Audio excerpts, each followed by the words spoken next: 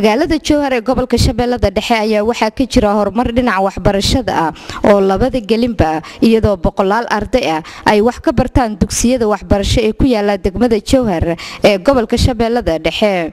iyadoo dugsiyadaasi ay gacanta ku hayaan hay'adaha balse ay sheegeen maamulada dugsiyadaasi in ay ardayda bixiyaan waxoogaa lacag ah ardaydaasi oo qaar ka mid ah yihiin caruurta ka barakacay magaalada Muqdisho oo halkaasna ku helay fursadahooda waxbarasho inay ku sii wataan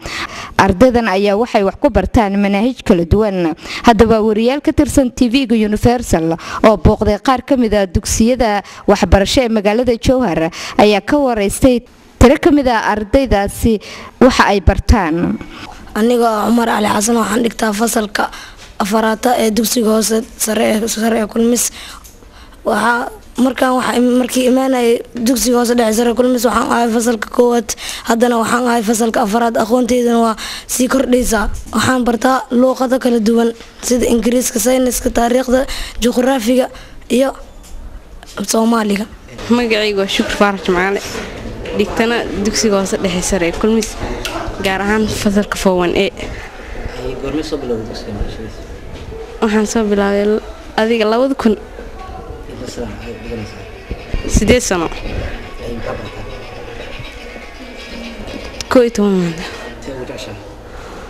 biology history biology wuxuu sheekeynayaa organismka noolaha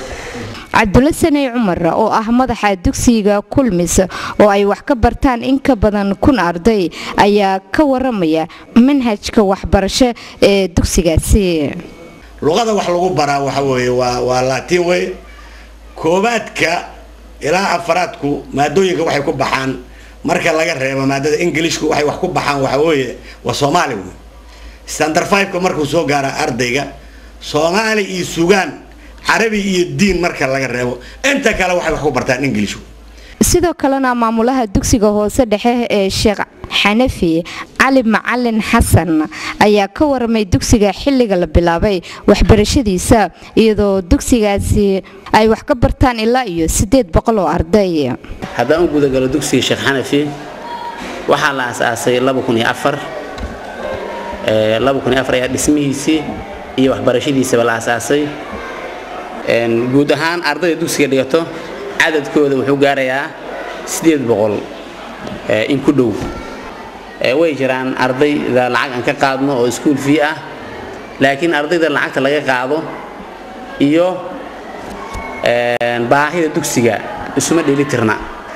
qaar ka mid ah ardayda dugsiyada magaalada Jowhar ee gobolka Shabeellada Dhexe ayaa maalmaha fasaxa ay leeyihiin waxay tagaan webiga halkaas oo qatara ay uga iman karaan oo ah in webiga uu qaado ama yaxaas uu cuno caruur aad u fara badan oo ka barakacay dhibaatooyinka ka jira magaalada Muqdisho gaarayna magaalada Jowhar ee gobolka Shabeellada Dhexe ayaan helin fursadaha si waxbarasho iyadoo ay haysato lacag la'aan